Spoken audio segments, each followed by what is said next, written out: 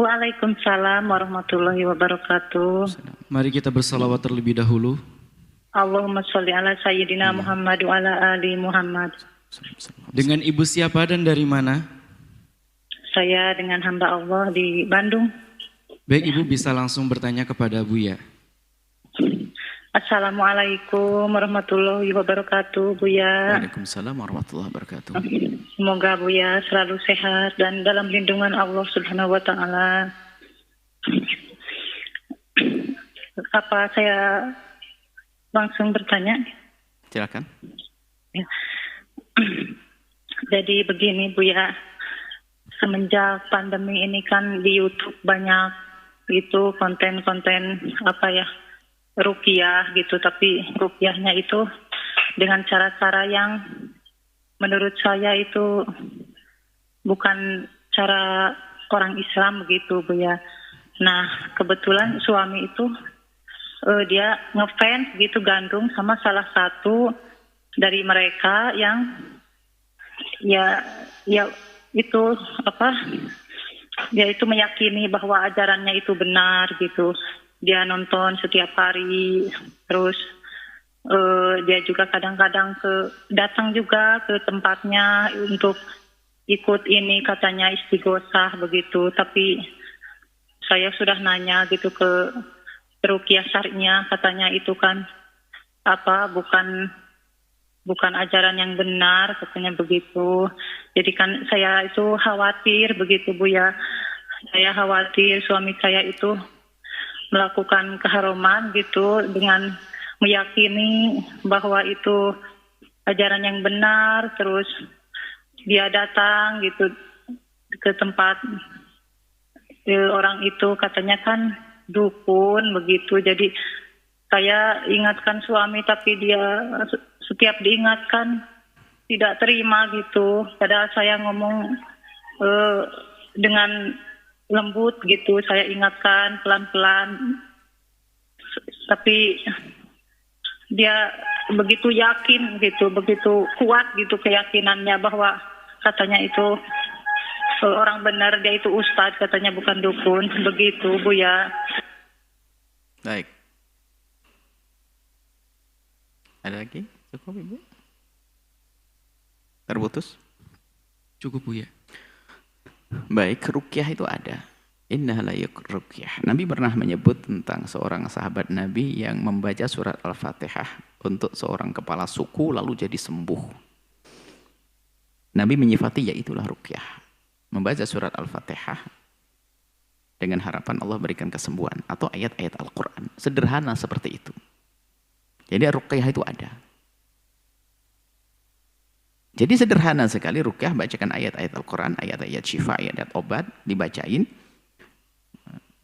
Kemudian setelah itu, apakah ditiupkan atau diusapkan, atau mungkin sebagian dengan media air agar diminum dan sebagainya, ada contoh. Atau disiramkan, doa-doa. Nggak ada lebih dari itu. Nggak ada bualan cerita-cerita yang aneh-aneh. Jadi seperti itu. Kalau seperti itu, kemudian jadi cirinya adalah orang ahli ruqyah yang sesungguhnya adalah memang secara pribadi dia adalah orang yang patuh. Sholat 5 waktu, kemudian dan tidak melakukan kemudian tidak banyak dusta, tidak banyak ngomong dusta. Kalau sudah obrolan dusta, ya, cerita macam-macam sampai ada suatu ketika tidak tahu cerita ada apanya tuh, wah ada naganya keluar dari mulutnya, wah serem banget naganya, nggak bisa ditangkap dijual tuh naga. Gitu. Apalagi macam-macam banyak kisah-kisah yang disebutkan.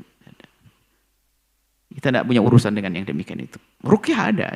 Makanya kita tidak tahu yang Anda maksud itu jangan-jangan benar, saya nggak tahu.